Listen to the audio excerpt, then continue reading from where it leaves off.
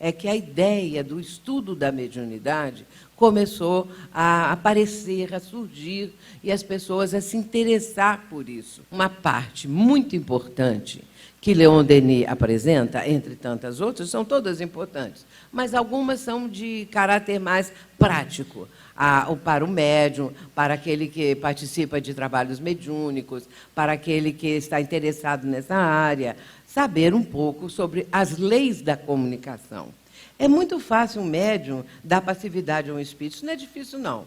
Os espíritos, às vezes, tomam, vamos dizer assim, o médium que cai na rua, cai dentro de casa, cai no centro espírita, mas é um obsessor, é um espírito que está dominando o médium. Isso não é difícil, não. Porque se o médium está com o seu canal mediúnico aberto, vamos dizer assim, porque a mediunidade eclodiu, é claro que espíritos podem vir e tentar se comunicar ou instalar o seu pensamento desequilibrado, se for o caso, ou um pensamento melhor na mente do próprio médium, porque mediunidade é mente a mente, como diz André Luiz na sua obra maravilhosa, especialmente no livro Nos Domínios da Mediunidade.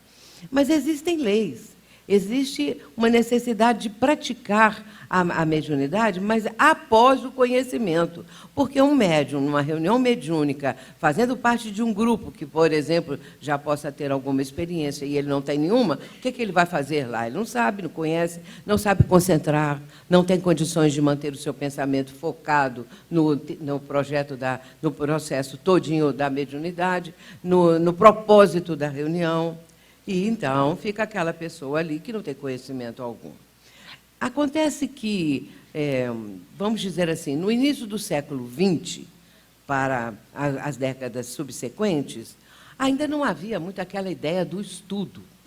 Mesmo a parte da doutrina, a parte do conhecimento da doutrina, ainda havia muito pouco. Eram palestras, os grupos de estudos ainda não estavam atuando, ainda não havia essa ideia. E muita coisa da mediunidade era realizada nos próprios lares das pessoas. Muita casa espírita foi fundada após reuniões mediúnicas realizadas nos lares e que ali aquele grupo que integrava essa reunião mediúnica, por uma orientação de algum mentor, se ali havia alguma pessoa médium, geralmente sim, e esse mentor orientava que deveriam fundar um centro espírita, que deveriam começar uma obra também, que fosse uma obra de caridade, qualquer que fosse. Mas era, assim, o início de tudo.